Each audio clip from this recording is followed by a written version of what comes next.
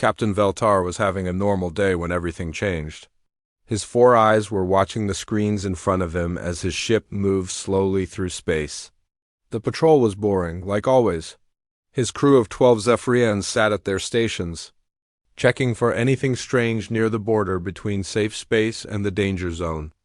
The Zephyrians looked like tall insects with blue skin and 4 arms. They had been doing border patrol for over 200 years. Nothing exciting ever happened here. Ships came and went. Pirates sometimes tried to cross, but they were weak and easy to catch. Veltar's ship was called the Wind Dancer. It was small but fast, perfect for patrol work. The crew was experienced and calm. They knew this part of space very well. Every rock, every gas cloud, every old piece of metal floating around. Then the alarm started screaming. "Captain!" shouted his sensor officer, a young female named Keshta. "Something big is coming out of hyperspace." Veltar's mandibles clicked together, which meant he was nervous. "Show me," he said. The main screen lit up with data. Numbers were flying everywhere. Energy readings that made no sense. Something was tearing a hole in space itself, coming from the dimension where ships traveled faster than light. "Distance?" Veltar asked. 20,000 kilometers in closing, Keshta replied. Her voice was shaking. Space began to bend and twist in front of them. Reality looked like it was being stretched and pulled. Then, with a flash of light that made their screens go white for a moment, something appeared. It was huge. Veltar had seen many ships in his 50 years of service. Cargo haulers as big as cities. Warships that could destroy planets. Ancient vessels left behind by dead races. But he had never seen anything like this. The ship was black.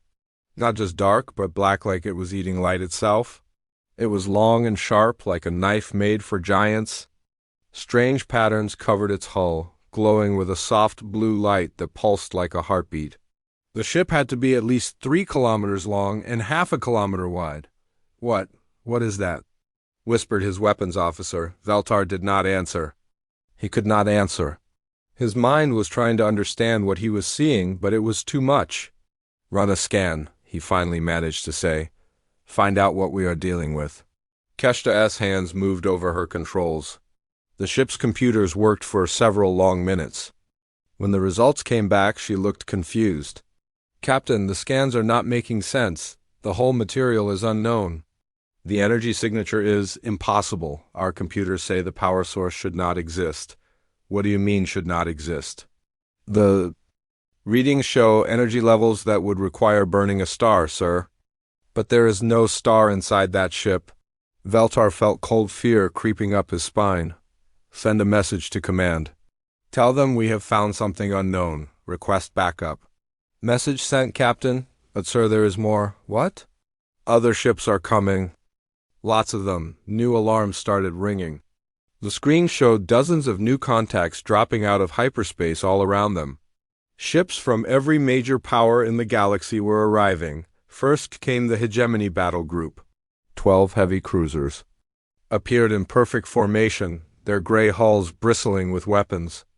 The Hegemony ruled over 100 worlds, and their military was feared across the galaxy.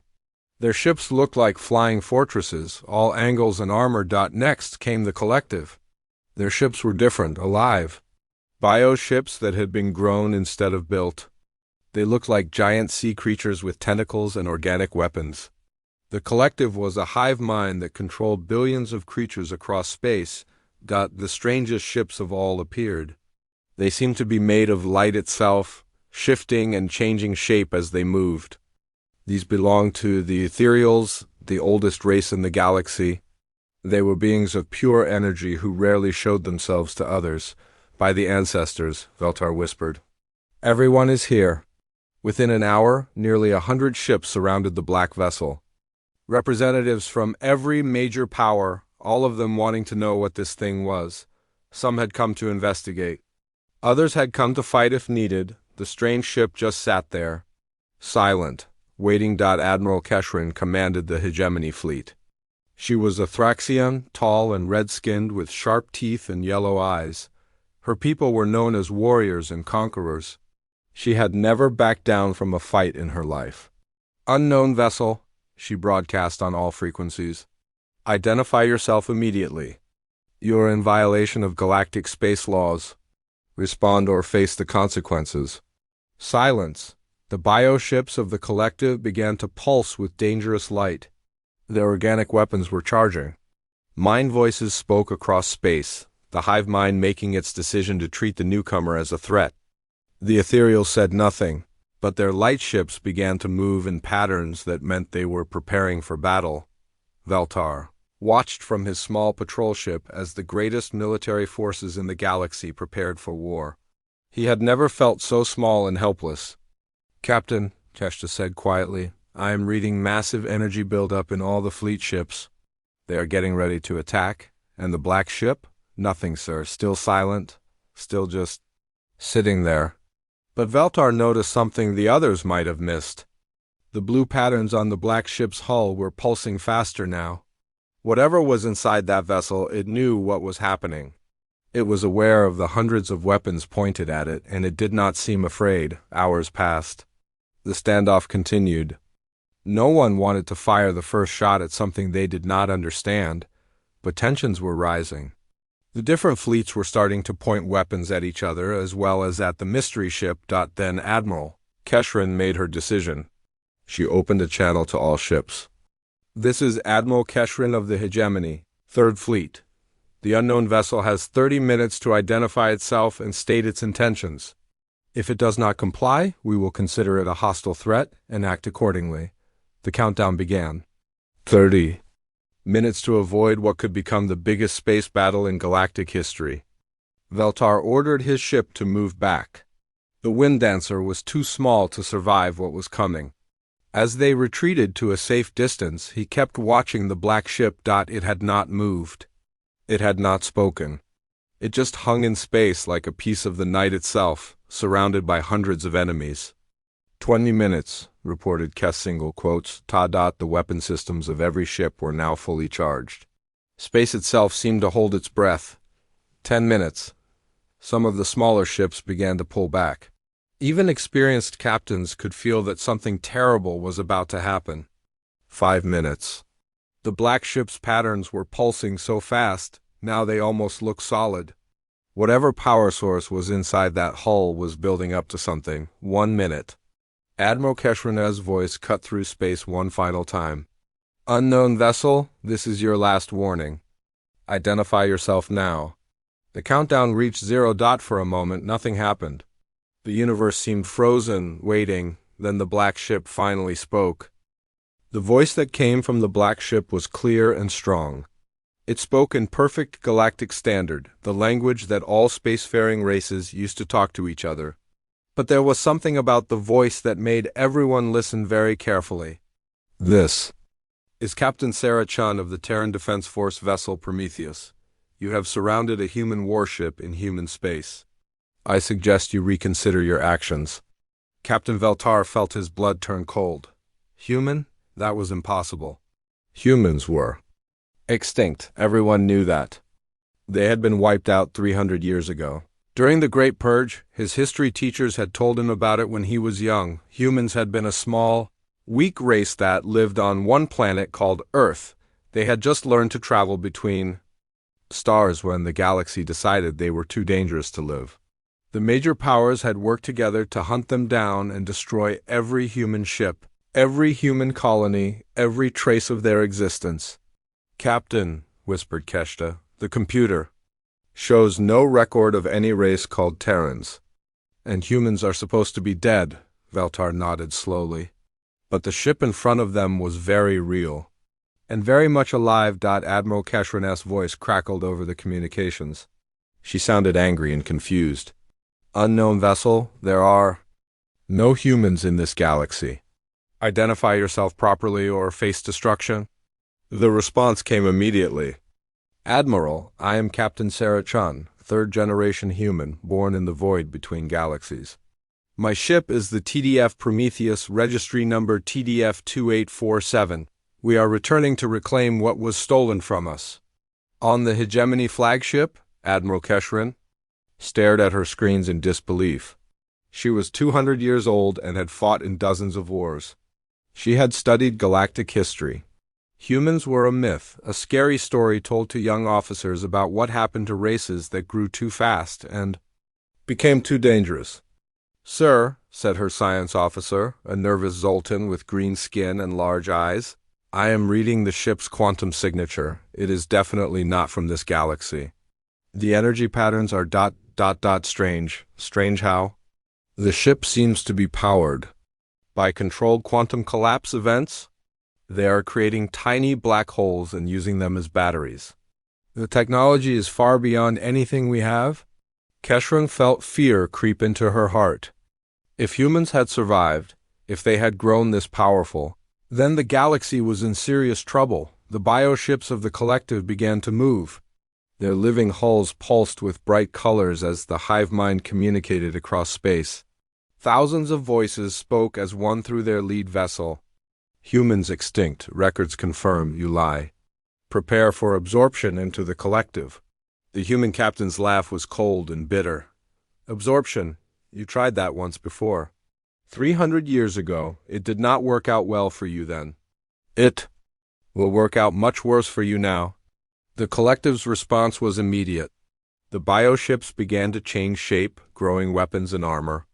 Tentacles emerged from their hulls, crackling with bioelectric energy. The hive mind had decided that this unknown threat needed to be destroyed, but before they could attack, the ethereals finally spoke. Their voices were like music made of light, beautiful and terrible at the same time. Ancient memories stir. The children of Terra walk between stars once more. "We remember the burning of your worlds, young humans. We remember your screams across the void." Captain Chun's voice became very quiet and very dangerous. "Yes, we remember too. We remember everything. Every world you helped burn, every ship you helped destroy, every child you helped murder. The galaxy wanted us extinct. You almost succeeded." The space around them seemed to grow colder. On his small patrol ship, Veltar watched the readings. On his screens, the energy output from the human ship was climbing steadily. Whatever weapons it carried, they were powering up. "But you did not succeed," Chun continued. "A few thousand of us escaped to the dark spaces between galaxies. We spent 300 years learning to survive, learning to fight, learning to become something that could never be destroyed again." Admiral Keshrin tried to take control of the situation. "Even if you are human, you are one ship against hundreds. Surrender now, and we will discuss terms." "Terms?" "The human." Captain sounded amused. "Admiral, you are not in a position to offer terms. You are in human space now. This is the edge of the Terran reclamation zone. You have 30 seconds to withdraw your forces before we demonstrate why the children of Earth learned to burn brighter than stars." 30 seconds? Keshrin was outraged. "You dare threaten the combined fleets of the galaxy with one ship?" 25 seconds. The countdown had begun. On every ship in the gathered fleets, weapon systems were charging to full power. Captains were giving orders to their crews. Everyone was preparing for the battle that would decide the fate of the galaxy. 20 seconds. Veltar ordered his ship to retreat even further. The Wind Dancer's engines pushed them back as fast as they could go. Whatever happened next, he did not want to be caught in the middle of it. 15 seconds. The bioships of the collective were now fully transformed into war forms. Their organic hulls bristled with weapons that could dissolve matter at the molecular level. The hive mind was confident that no single ship could stand against them. 10 seconds. The hegemony battle group moved into attack formation. Their heavy cruisers were armed with plasma cannons that could crack planets. Their shields could withstand the explosion of small stars. They had never lost a battle. 5 seconds. Even the ethereals prepared for war. Their lightships began to glow brighter as they gathered energy from nearby space. They could turn matter into pure force with a thought. Time's up. The human ship called Prometheus did not move. It just hung in space, dark and silent. For a moment, nothing happened. Some of the alien captains began to think the humans were bluffing. They were wrong. The first sign that something was happening came from the ship's hull. The blue patterns began to glow brighter, much brighter. Then sections of the black armor began to slide away, revealing weapons that no one had ever seen before. "All ships," Admiral Keshrin commanded. "Open fire!" Hundreds of weapons fired at once. Plasma beams, energy torpedoes, bioelectric lightning, and pure force blasts all converged on the human ship. The space around it lit up like a small sun as enough firepower to destroy a moon hammered into the Prometheus. When the light faded, the human ship was still there. Its shields had not even flickered. "Impossible," whispered the hegemony science. Officer. Captain Chun's voice came over the communications again. She sounded disappointed. "Is that really the best you can do? 300 years ago, weapons like that might have scratched our paint. Today they are barely worth noticing." "How?" Admiral Keshrin demanded. "How are you still alive?" "Because we learned, Admiral, we learned that the universe has rules. And we learned how to break them." The weapons on the Prometheus began to move. They turned toward the gathered fleets with mechanical precision. Each weapon looked different, built with technology that seemed to bend reality around it. "You wanted to see what humans became during our exile," Chun said. "You are about to find out. Prometheus, weapons free. Show them what 3 centuries of anger looks like." The human ship opened fire. What happened next would be talked about in military academies for the next 1,000 years. It would be studied by scientists trying to understand how such power was possible. It would be remembered by every species in the galaxy as the day they learned that some extinct races should stay extinct. The weapons of the Prometheus did not just destroy their targets, they erased them. Ships that had existed for hundreds of years simply stopped being real. Matter was converted to energy. Then the energy was converted to nothing at all. The first collective bioship to die made no sound as it vanished. One moment it was there, the next moment there was empty space where it used to be. The hive mind screamed in confusion and pain as thousands of voices suddenly went silent. A hegemony cruiser tried to run. The human ship fired something that looked like twisted light. The cruiser's atomic structure came apart and it drifted away as a cloud of dust. Even the mighty ethereals were not safe. Their lightships began to flicker and fade as human weapons found ways to damage beings made of pure energy. The battle lasted 4 minutes. When it was over, the combined might of the galaxy's 3 greatest powers had been reduced to burning wreckage and fleeing survivors. Captain Veltar watched in horror as the most powerful fleets in the galaxy were destroyed in front of his eyes. His small patrol ship was far enough away to be safe, but close enough to see everything that happened. What he saw would give him nightmares for the rest of his life. The human weapons were unlike anything that should exist. They did not just blow things up or melt them with heat. They made ships stop being real. One moment a mighty war vessel was there, the next moment there was only empty space where it used to be. The first to die were 3 collective bioships. These living vessels had been grown over centuries, their organic hulls stronger than most metals. They could heal from damage and adapt to new threats. But when the human weapons hit them, they simply vanished. Not destroyed, vanished. As if, they had never existed at all. "Captain," Keshta whispered, her voice shaking with fear, "the sensor readings make no sense. Those ships ... they are not just destroyed. The matter that made them up is gone, completely gone." Veltar could not speak. He watched as Admiral Keshrin's flagship, the Pride of Hegemon, tried to escape. The massive cruiser was 3 kilometers long and carried enough firepower to level a city. Its shields could stop almost any weapon known to science. The human ship called Prometheus turned one of its strange weapons toward the fleeing vessel. The weapon looked like a tube made of twisted metal and glowing crystal. When it fired, space itself seemed to bend around the beam. The Pride of Hegemon's shields held for exactly 2 seconds. Then the beam touched the ship's hull and something impossible happened. The atomic bonds that held the ship together simply stopped working. 3,000 years of hegemony engineering came apart like sand in the wind. Admiral Keshrin had just enough time to send one final message before her ship dissolved around her. All forces retreat. Repeat, all forces retreat. The humans have weapons that can unmake matter itself. But it was too late for most of the fleet. The Prometheus had more weapons than anyone had counted. Each one was different, each one broke the laws of physics in a new and terrible way. A gravity weapon fired at a group of hegemony destroyers. Instead of destroying the ships, it created a tiny black hole between them. The destroyers were crushed into nothing as space-time folded in on itself. The black hole lasted for only a few seconds before it evaporated, but that was long enough. Another weapon shot something that looked like purple lightning at a collective war form. The bioship tried to regenerate from the damage, but the weapon had done something to its DNA. The ship began to mutate horribly, growing in all directions before finally tearing itself apart from the inside. The ethereals, beings of pure energy, who had lived for millions of years, found that even they were not safe. The humans had somehow learned to build weapons that could hurt things that had no physical form. Light ships that had existed since before most stars were born flickered and died like candles in a storm. Impossible, transmitted one of the dying ethereals, its voice filled with pain and confusion.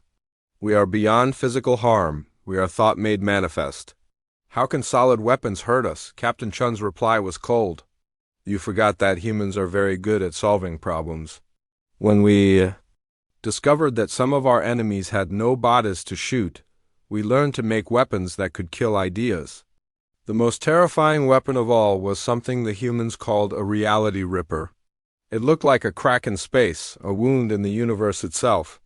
When it touched the collective's command bioship, the enormous vessel simply ceased to exist. Not destroyed, not dissolved, it was edited out of reality as if it had never been built. The hive mind of the collective screamed across space as millions of voices were suddenly cut off. The psychic shock was so powerful that every telepathic species within 100 light years felt it. On distant worlds, psychics collapsed from the mental trauma. What have you become? The dying hive mind asked, its voice breaking apart as more and more of its ships were unmade. We became what you forced us to become, Chun replied. You wanted us extinct. You hunted us to the edges of known space and beyond. You thought you had won. But humans do not give up. We adapt, we overcome, we survive. The battle continued, but it was not really a battle anymore.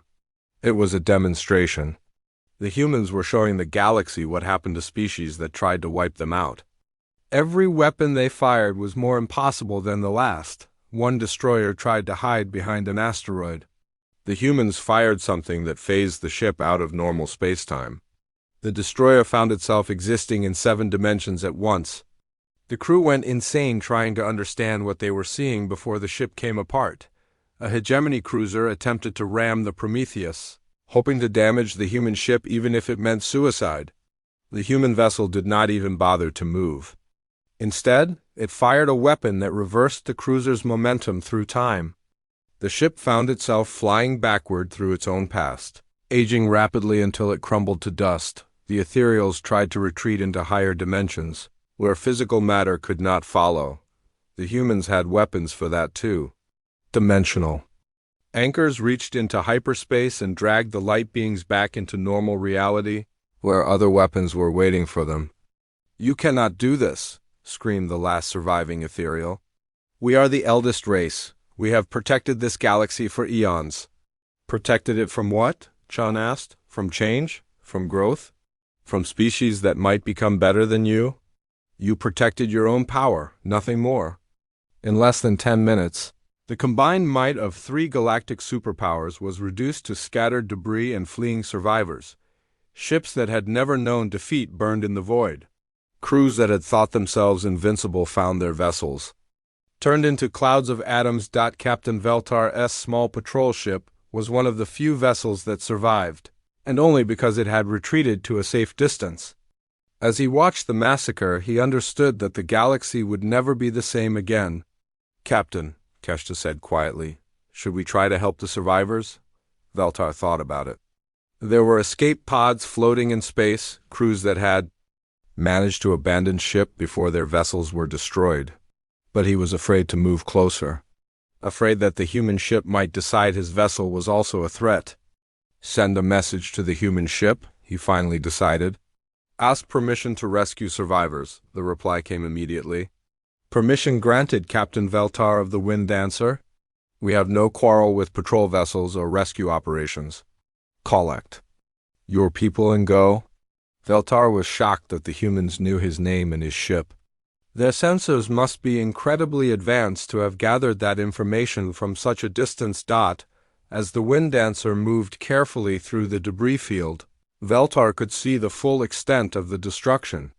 Hundreds of ships had been reduced to nothing. The most powerful military forces in the galaxy had been swept aside like insects. They found Admiral Keshrin floating in an escape pod, her ship's uniform torn and her face pale with shock. When they brought her aboard, she could barely speak. "How?" she whispered. "How did they get so powerful?" Veltar had no answer. He looked out at the human ship, still hanging motionless in space like a piece of the night itself. Its weapons had powered down, but everyone knew they could fire again at any moment. Other rescue ships began to arrive, but they moved very carefully. Everyone was afraid that any sudden movement might provoke the humans into attacking again. The survivors were collected in silence, each crew member knowing they had witnessed something that would change everything. The collective's remaining bioships fled toward their home territory, the hive mind broken and scattered. The few surviving hegemony vessels limped away with tales of impossible weapons and defeated pride. Even the ancient ethereals retreated to whatever hidden places they called home. When the last survivor had been rescued, Captain Chun's voice filled the space around them one more time. "This was not a battle," she said. "This was a warning. The galaxy tried to destroy humanity once, we remember. We have grown strong in the darkness between stars. We have learned to break the laws that limit other species." The human ship began to move, its massive form turning toward the center of the galaxy. As it prepared to leave, Chun's final words echoed across space. "Tell your leaders what you have seen here. Tell them that humanity has returned.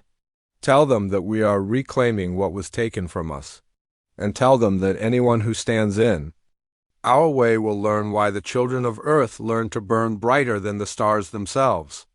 The Prometheus vanished into hyperspace, leaving behind only wreckage and fear. The galaxy's three greatest powers had been humbled in a single battle. The age of human dominance was about to begin. News of the battle spread across the galaxy faster than light itself. Every major news network, every military command, every government council was talking about what had happened in the neutral zone. The impossible had occurred. Humans were alive, and they had just destroyed the most powerful fleets in known space. On the hegemony capital world of Thraxus Prime, emergency council was called for the first time in 200 years. The great crystal dome where the leaders met had not seen such panic since the Void Wars. Admiral Keshrin, one of the few survivors of the battle, stood before the council with her uniform still torn and her hands still shaking. "Tell us again what you saw," demanded High Chancellor Vextar, his red skin darker than usual with stress. Keshrin took a deep breath. The human ship appeared from nowhere. It was larger than anything we have in our fleet, but that was not the worst part. The worst part was the weapons. They did not just destroy our ships, they made them stop existing. "That is impossible," said War Minister Keldax. "Matter cannot be simply erased. It goes against every law of physics." "Then the humans have learned to break the laws of physics," Keshrin replied. "I watched the Pride of Hegemon dissolve like it was made of sand. I saw bioships vanish as if they had never been built. The ethereals themselves were killed by weapons that should not be able to touch them." The council chamber fell silent. These were beings who had ruled over 100 worlds for thousands of years. They had never known defeat. They had never known fear. Now both were staring them in the face. Meanwhile, in the deep space strongholds of the collective, the hive mind was struggling to understand what had happened. Millions of voices that had been part of the great consciousness for centuries were suddenly gone. The bioships that had been destroyed were not just vessels, They were living parts of the collective itself, the queen form. The central consciousness that guided the hive mind spoke to its remaining children. The humans possess weapons that can sever the connection between mind and matter. They can kill thoughts themselves. This should not be possible, but it had happened. The collective had lost more ships in 10 minutes than they had lost in the last 1,000 years of warfare. Entire bloodlines of bioships had been wiped out. Parts of the hive mind's memory were gone forever. In the hidden realms where the ethereals dwelt, ancient beings of pure energy gathered in council. These creatures had existed since before most stars were born. They had seen the rise and fall of countless civilizations. Nothing in the physical universe was supposed to be able to harm them. The humans have learned to weaponize paradox, spoke the eldest ethereal, its voice like distant music. They fire impossibility at their enemies. How does one fight against weapons that should not exist? The answer came from another of their kind. Perhaps we cannot fight them. Perhaps we created something beyond our ability to control when we helped destroy their worlds. While the galaxy's leaders struggled to understand what had happened, rescue ships continued to search through the debris field where the battle had taken place. Captain Veltara's patrol ship was among them, looking for survivors and trying to piece together what they had witnessed. "Captain," said Keshta as she studied her sensor readings, "I am detecting something strange." "More strange than reality-bending weapons?" Veltar asked. "The human ship left something behind, a probe of some kind. It is broadcasting on all frequencies." They were not the only ones to notice. Ships from dozens of species had detected the probe. It was small, about the size of a fighter craft, but it was clearly human in origin. The same black metal, the same blue patterns that pulsed like a heartbeat. Then it began to transmit. The signal was picked up by every ship, every space station, every communications array within 100 light years. The message was broadcast in every known language simultaneously. When it played, every screen showed the same image: a human woman in a military uniform standing on what looked like the bridge of a warship. Captain Sarah. Chun looked directly into the camera as if she could see everyone who was watching. Her face was calm, but her eyes held a cold fire that made viewers uncomfortable. "People of the galaxy," she began, her voice clear and strong. "My name is Captain Sarah Chun of the Terran Defense Force. I am speaking to you from the TDF Prometheus, the first human warship to return to this galaxy in 300 years. The image changed to show the inside of the human ship. It was not like any vessel the galaxy had ever seen. The corridors were filled with technology that seemed to bend space around it. Crew members moved through areas that looked bigger inside than they should be from the outside. Many of you believe that humanity is extinct," Chun continued. "Your history books tell you that we were wiped out during the Great Purge. Your leaders taught you that we were too dangerous to be allowed to live. They were right to fear us, but they were wrong to think they could destroy us." The scene changed again. Now it showed star charts, but not of any region the galaxy recognized. These were maps of the void between galaxies, the empty darkness, where no life was supposed to exist. When your fleets burned our worlds, some of us escaped. A few thousand survivors in ships that were barely able to fly. We fled to the spaces between galaxies, to the dark places where even light fears to go. You thought we would die there in the cold and emptiness? Chun smiled, but it was not a friendly expression. We did not die. We learned. We adapted. We grew strong in ways you cannot imagine. 300 years in the void taught us things about the universe that species who stay in the light never discover. The image showed human ships unlike anything the galaxy had ever built. They moved through space that looked wrong, as if reality itself was twisted around them. Some ships seemed to exist in multiple dimensions at once. Others appeared to be made of crystallized time. "We learned to break the barriers that limit other races," Chun said. "We discovered how to turn the fundamental forces of reality into weapons. We built ships that can travel through dimensions that have no names. We became something more than what we were when you tried to destroy us." The transmission paused. For a moment, When it resumed, Chun's expression had become harder, more dangerous, but we did not forget. We remember every world you burned. We remember every ship you destroyed. We remember every human child that died screaming as your fleets turned our colonies to ash. The debt you owe us has been growing for 3 centuries, and now it is time to collect. A new star chart appeared showing a section of space near the galactic rim. 47 star systems were marked in red, including the one where the battle had just taken place. These systems now belong to humanity, Chun announced. They are part of the Terran Reclamation Zone. We claim them by right of superior firepower and the justice of revenge. Any attempt to contest these claims will be met with the same fate as the fleets that now decorate local space with their debris. The implications hit home immediately. 47 systems included some of the richest mining worlds in the galaxy. Trade routes that had existed for millennia would have to be rerouted. Colonies that had been built by other species would now be under human control. But this is only the beginning, Chun continued. We have not returned to this galaxy to hide in the darkness. We have come home to reclaim everything that was taken from us. Every world that was burned will be rebuilt under human rule. Every species that participated in our attempted genocide will pay the price. The message was causing panic on thousands of worlds. Stock markets crashed as traders realized the economic implications. Military commanders scrambled to assess their defenses against weapons they did not understand. Politicians tried to figure out how to negotiate with a species they had believed was extinct. We know some of you will try to unite against us, Chun said, as if reading their thoughts. You will form alliances and build new weapons. You will tell yourselves that surely, working together, you can defeat a single species that was once nearly extinct. Her smile became even colder. Please try. The Prometheus is not alone out here. She has sisters, many sisters. Each one is equipped with weapons that make what you witness today look like children's toys.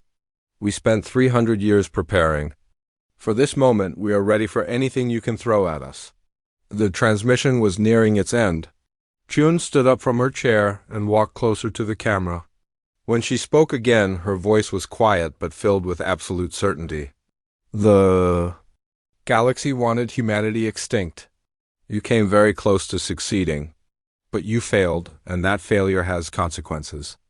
We are no longer the weak species you once hunted. We are the apex predators now. We are what you created when you tried to erase us from existence. The final image showed the Prometheus moving through space, its black hull gleaming with deadly purpose. Around it, other shapes could be seen in the darkness, more human ships waiting in the void. This galaxy belongs to humanity now, Chun said. Accept that truth and you may find us merciful. Fight us, and you will learn why the children of Earth learn to burn brighter than the stars themselves. The choice is yours, choose wisely. The transmission ended, leaving the galaxy in stunned silence. The message had been heard by billions of beings across thousands of worlds. Everyone now knew that the balance of power had shifted forever. The galaxy changed overnight, within hours of Captain Chun's broadcast. Trade routes that had existed for thousands of years were abandoned. Ships that had been traveling toward the Terran Reclamation Zone turned around and fled in the opposite direction. No merchant wanted to risk encountering human patrols armed with weapons that could erase matter from existence on Thraxus Prime. The hegemony's capital world, the Emergency Council, had been in session for 3 straight days. The great crystal dome echoed with angry voices as hundreds of leaders argued about what to do. Some called for immediate retaliation. Others demanded that diplomats be sent to negotiate. A few whispered that perhaps surrender was the only option. Hi. Chancellor Vexstar stood at the center of the chaos, his red skin pale with exhaustion. Order, he shouted. We need order. The arguing slowly stopped. War Minister Keldax was the first to speak. We cannot let this stand. If we show weakness now, every species in the galaxy will think the hegemony can be challenged. We must strike. Back immediately. Strike back with what? Demanded Admiral Keshrin, who had been promoted to head of military planning after the disaster. Our best ships were destroyed in minutes. Our most advanced weapons did not even scratch their hull. What exactly do you want to strike back with? We could build new weapons, suggested Science Minister Norval. If we study the wreckage from the battle, perhaps we can understand their technology. There is no wreckage, Keshrin replied coldly. That is the problem. Their weapons do not leave debris. They make things stop existing entirely. We have nothing to study except empty space. The argument continued, but everyone knew the truth. The hegemony, which had ruled 100 worlds for thousands of years, was powerless against a single human ship. The thought was too terrible to accept, but it was reality. In the biopools of the collective's homeworlds, the hive mind was having its own crisis. The queen form floated in the center of a vast organic complex, its thoughts reaching out to the billions of creatures under its control.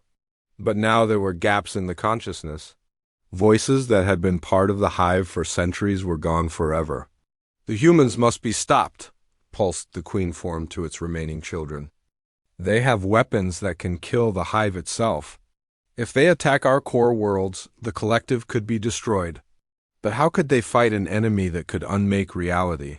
The bioships that had survived the battle were already showing signs of fear and emotion that the collective had thought it had bred out of its creatures long ago.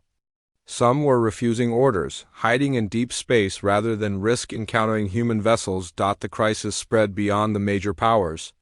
Smaller species that had always depended on the hegemony or collective for protection found themselves completely helpless. If the galaxy's strongest military forces could be swept aside so easily, what hope did anyone else have? Captain Veltar sat in his small quarters aboard the Wind Dancer, staring at reports from across the galaxy. His patrol ship was now part of a refugee convoy, helping to evacuate civilians from worlds near the Terran reclamation zone. The stories he heard were all the same: panic, fear, and the complete breakdown of order. "Captain," Keshta's voice came through the communication system, "you need to see this." Veltar made his way to the bridge, where his crew was gathered around the main screen. The display showed a sector map of the galaxy, with colored dots representing different species and their territories. But something was wrong with the map. "The humans are moving," Keshta explained. "Not just the Prometheus, other ships. Lots of them." The screen zoomed in on the Terran reclamation zone. Black dots were appearing throughout the 47 systems, each one representing a human vessel, but these were not just warships. The sensor readings showed massive construction ships, colony vessels, and what looked like mobile factories. They are not just claiming the territory, Veltar realized. They are moving in to stay. The implications were staggering. In just a few days, humanity had gone from being extinct to having a major presence in galactic space. The speed of their deployment suggested they had been planning this for a very long time. Reports began coming in from the occupied systems. Human ships were taking control of mining operations, space stations, and orbital facilities. But they were not destroying everything they found. Instead, they were offering the alien workers a choice: leave peacefully or stay and work under human management. Most chose to leave, but some stayed. These were usually beings from species that had been treated poorly by their previous rulers. To them, human management could not be worse than what they had endured before. The humans kept their promises. Workers who stayed were treated fairly, paid well, and given better living conditions than they had ever known. This created a new problem for the galaxy's leaders. Some of their own people were starting to see the humans as liberators rather than conquerors on the ancient ethereal homeworld of Lumina. Beings of pure energy gathered in council for the first time in millennia. Their forms flickered and danced as they communicated in ways that other species could not understand. "The humans have learned to weaponize impossibility," spoke the eldest among them. "They have turned paradox into a tool of war. This should not be possible, yet it has happened." Perhaps we were wrong to help destroy them," admitted another. "We thought we were preserving the natural order. Instead, we may have created something far more dangerous." "What they were and what they have become are two different things," replied a third. The humans we helped exterminate were barely capable of interstellar travel. These new humans can break the fundamental laws of reality. The question is no longer whether we were right or wrong. The question is whether we can survive what we created. The ethereals, who had considered themselves beyond the concerns of physical beings, began to realize that they too were in danger. If humans could build weapons that harmed creatures of pure energy, then no one in the galaxy was safe. As weeks passed, the new reality became clear. The humans were not going away. More ships arrived in the reclamation zone every day. Entire fleets of vessels that defied every known law of physics took up positions throughout the 47 systems. Trade patterns that had existed for millennia were completely disrupted. Entire sectors of the galactic economy collapsed as supply chains were cut off. Some species found themselves completely isolated, unable to reach their trading partners without crossing human space, but the humans were not unreasonable. They established new trade routes and offered passage through their territory to any species that acknowledged their sovereignty. The terms were simple: respect human authority and pay a modest transit fee. Refuse and find another way around. Most species chose to comply. The alternative was economic collapse or a war they could not win. The military situation was even more dire. Every major power began crash programs to develop new weapons and defenses. Scientists worked around the clock trying to understand how human technology worked. Military leaders developed new strategies based on fighting an enemy that could ignore the laws of physics. None of it mattered. Every few weeks, human ships would appear in different parts of the galaxy, demonstrating new and even more impossible weapons. They would destroy outdated military installations, sink pirate fleets, or simply appear in heavily defended systems to prove they could go anywhere they wanted. The message was clear: humanity was not just back. They were in control. Some species tried to negotiate. Diplomatic missions were sent to human-controlled space, hoping to work out some kind of arrangement. The humans were polite but firm. They would accept tribute from former enemies. They would protect species that acknowledged human supremacy. But they would not negotiate as equals. The galaxy had tried to make humanity extinct. Now humanity would reshape the galaxy as they saw fit. Captain Veltar found himself working for the new human administration. His patrol ship and crew had been hired to help maintain order in the transition zones where human control was still being established. The work was similar to what he had done before, but now he reported to human commanders. To his surprise, they were not cruel or unreasonable. They were efficient, fair, and surprisingly knowledgeable about alien cultures. It was clear that they had spent their 3 centuries in exile studying the galaxy they planned to reclaim. "You seem troubled, Captain," said Commander Williams, the human officer who supervised Veltar's sector. She was a small woman with gray hair and kind eyes. But Veltar had seen recordings of what human kindness could become when crossed. "I am trying to understand," Veltar admitted.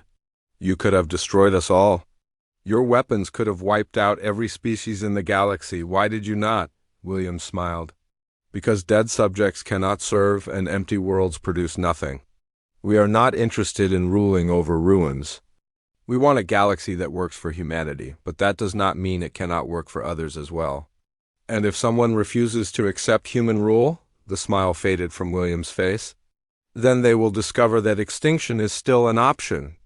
As the months passed, the new order solidified. Humanity had returned to claim their place as the dominant species in the galaxy. They ruled not through fear alone, though fear was certainly part of it. They ruled through superior technology, better organization, and the simple fact